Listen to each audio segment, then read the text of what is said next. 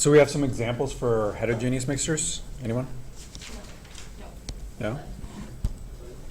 Sorry, blood? Yeah. Yeah. All right. Okay, blood. Somebody else got something? Orange juice with pulp. Okay.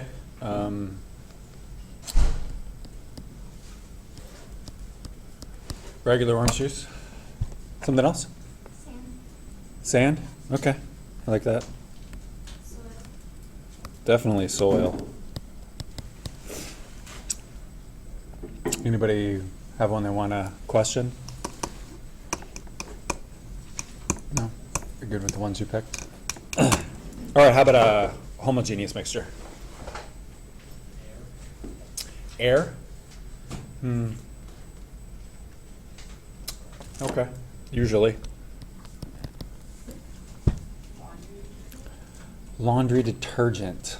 Now that depends on the laundry detergent, because I wouldn't say that if it was, say, like Tide, powdered Tide, because some of it's white and some of it's blue, little specks. But if it's the liquid kind, possibly, but then sometimes they still have those little things that dissolve once they go into the water. So maybe you want to pick something that's not a variable. So somebody else, homogeneous? No. Milk, fresh milk, something like that. Something else? Coffee. Coffee? How about black coffee? All right.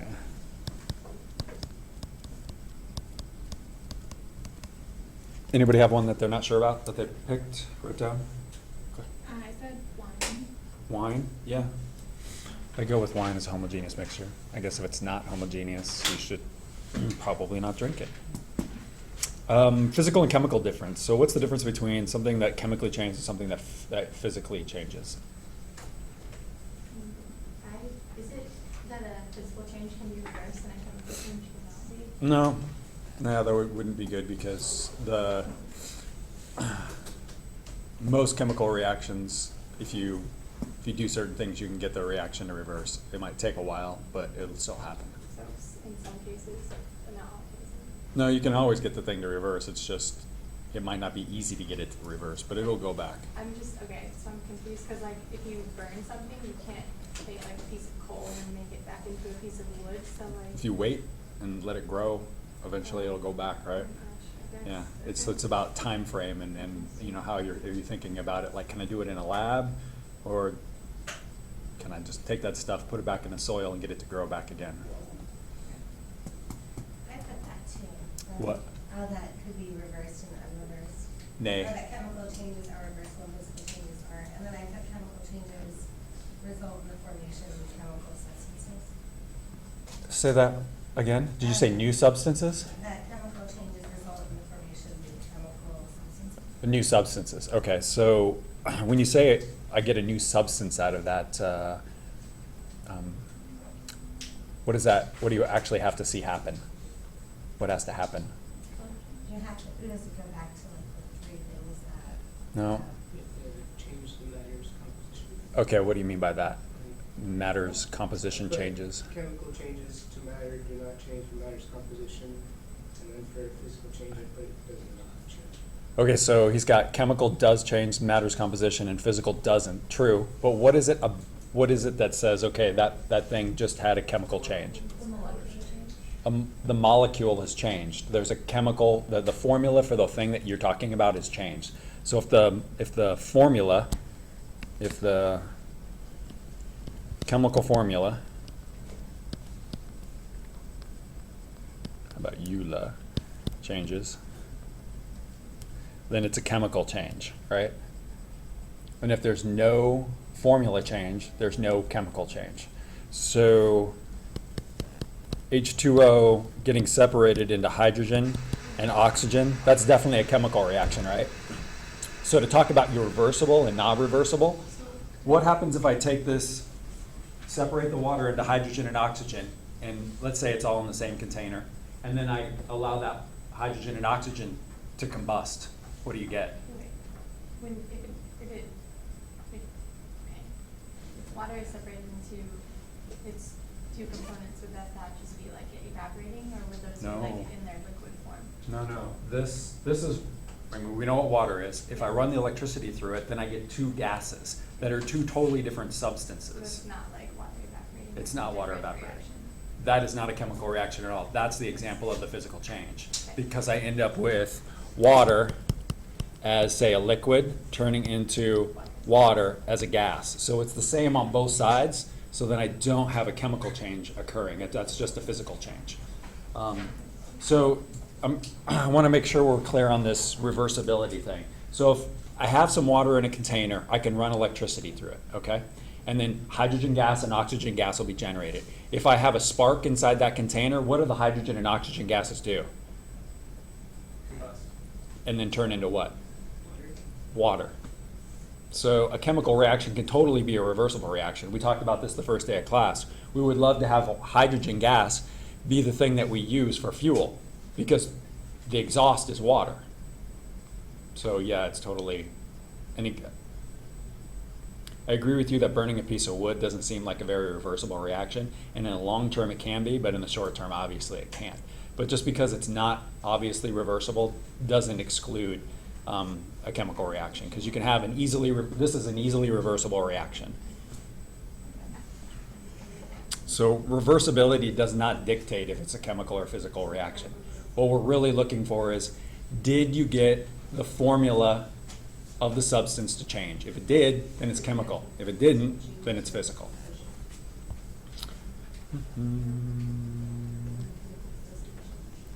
All right, how about the three things that let you know that you probably just saw a chemical reaction occur? Color change. What else? Formation.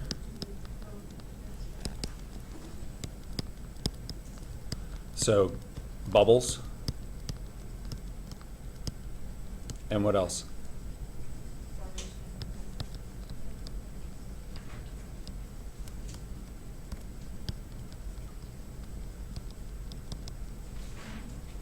Formation of a precipitate.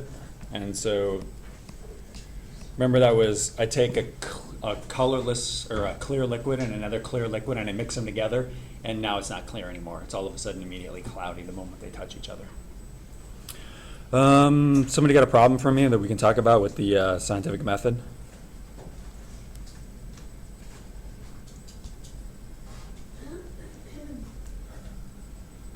I said, do warmer waters provide harsh or fatal conditions for migrating fish? Like warming waters, or like basically that the temperature, okay, I was having a really hard time with this one, that the temperature matters, or does the temperature matter? Okay, so does the temperature matter if you've got fish in, say, a lake or a river or some other body of water, Right. say the ocean? So the problem is, what's the problem? I guess I'm referencing like the Columbia, for example, like if it gets too hot or too warm, can fish survive? I guess is the problem. So the problem is dead fish, right? Yeah. And so why is it that the fish are dying? So then you can experiment, or you could research a whole bunch of reasons why fish would be dying. Are there multiple reasons that fish could be dying that live in the Columbia River? It could be getting too warm. Pollution. What kind of pollution? We could have radiation coming from Hanford. What else? There's a zillion orchards all along both sides of the river, right? Those things use fertilizers. Those fertilizers get into the water and they cause all kinds of issues. So if I were gonna, and this problem here was, so we're talking about fish are dying. We want to know why fish are dead in this body of water. And so then we're gonna have to go look, so why? Why do fish die in this river? And so then you come up with some sort of hypothesis. Maybe the temp is going up. So then you do some experimentation, right? So your experiment would be just monitoring water temperatures all along the Columbia River in different places for an extended period of time. And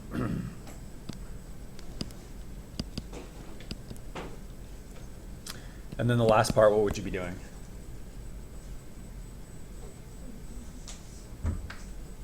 Results in form of conclusion. Yeah, so how would that work with this particular example? You either say they are or are not dying because of the temperature. Yeah, so how would you check that? Your all of your results from like your checking the temp. So you're looking at the temperature, and you would plot the temperature of the water and then the rate of dead fish, right? So if the temperature is going up and the fish are dying at the same time, and then the temp comes down and the fish stop dying, then they correlate with each other. But if the temp's going up and the fish aren't dying, and then the temp comes down and the fish start dying, then you know that's not exactly your cause. So then you want to correlate the temp and death. The one that I was thinking about was when my mom, when I was, I don't know, maybe 8, my mom decided that she was baking cakes as like a side job, and she was going to start making chocolate chip cookie cakes. And we hadn't really seen that before in the late 70s. And I mean, they were big, like huge round cakes. And I would say 125 different tries before she made one that she could actually sell. So you can imagine how many cookie cakes or portions of cookie cake, like me and my brother who were in grade school, had access to at that time. It was like you couldn't eat the edge because it got burnt. You couldn't eat the middle because it was this weird gelatinous consistency. But like if you ate this ring inside but not too close to the middle, it was like perfect. So it took her a lot of time adjusting each of the different ingredients, the baking soda, baking powder, this kind of flour, that kind of flour, how many chocolate chips to use, and it just took a long time for her to actually figure it out. And then she wrote the recipe down and she had it. So anybody else could reproduce her results at that point. All right, let's talk about unit. So what do you got here for the definition for a unit? So I need a couple of pieces of this. I need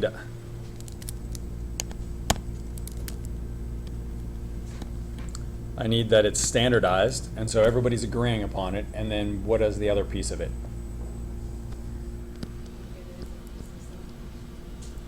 It measures something, right? So I'm measuring something, and everybody agrees that when I measure this thing, that's what that is. Because it wouldn't really work if, in my mom's recipe, she said she used 2.5 cups of unbleached flour, but your cup was like not the same size as her cup. That would be you get a bad result with that. Can somebody tell me why the metric system was developed?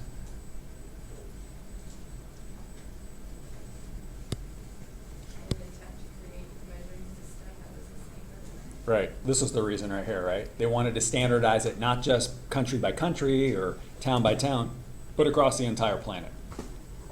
And that system is based off of what? Powers of 10. So the number 10.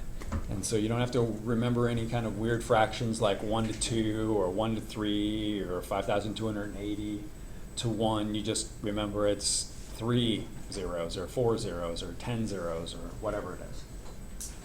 Okay, so let's convert this, why is that not superscripted? Let's convert this scientific notation into decimal format. So what does this number look like?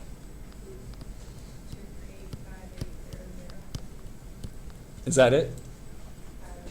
Do I put a decimal place after the 0? What do we think? How many sig figs do we have in this number here that's given? 4. So how many can I report? What happens if I put the decimal after the 0? It makes them all significant, so that would be 6. So we can't do that. We just leave the 0 with nothing after it, and that leaves us with just those first 4 numbers, those real numbers, as the significant figure numbers. Why is this a bad way to write this number as far as significant figures go? You know that this is significant, and this, and this, and this. You know those 4 are significant. You also know that that one is not significant, right? Because if it was, somebody would have wrote a decimal place. But what about that 0?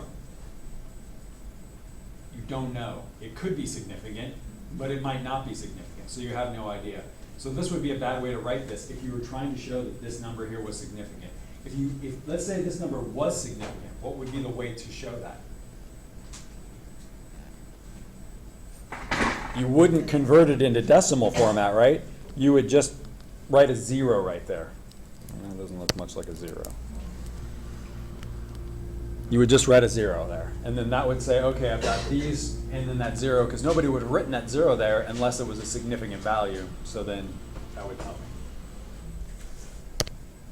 Okay, the next one, scientific notation. So we're going to go with 6.5895 times 10 to the what? 4. Okay. And then the next one, I'm going to go 10 to the negative third, so I'm going to go 5894. Does that look good? And then the last one here, we've got 9.23 times 10 to the negative 4. That look good? Okay. All right, so let's do a conversion here. We haven't talked about how the best way to do a conversion like this, and that's what we're going to be doing for the first part of the lecture today. But I'm going to write out how I would do this. And since I know that I'm going from the English system into the metric system, I know that there's a particular conversion factor that I should use, and it's the one that goes from inches to centimeters, because that one's exact. So I'm going to run it through that. So the first thing I'm going to do is write down my 285 inches. I'm going to run my little railroad track thing here. And then I need to get rid of this inch unit. So to get rid of an inch unit, to get rid of this algebraically, I need to have that thing in the denominator. So I'm going to write inches down here in the denominator. And what I need to do is get closer to meters. And I know that for every 1 inch, it's 2.54 centimeters. So then I can cancel that inch out and cancel that inch out. And now what I have is a value that I would have for centimeters. If I stopped right here and multiplied the numerator, these two numbers up here, I'd have a value that was in centimeters. But what I want is meters. So then I have one more step to do. And so then my next step is going to be for every 100 centimeters, I've got 1 meter. And so my centimeter unit is in the numerator and 1 in the denominator, so those guys cancel out. So then I have a value, and the value is in meters, and so then I just get the number for this one. And I think is it 16.7? No, that's the next. That's the next one? Yeah. What's this one? 7.24. 7.24? Is everybody okay with that number?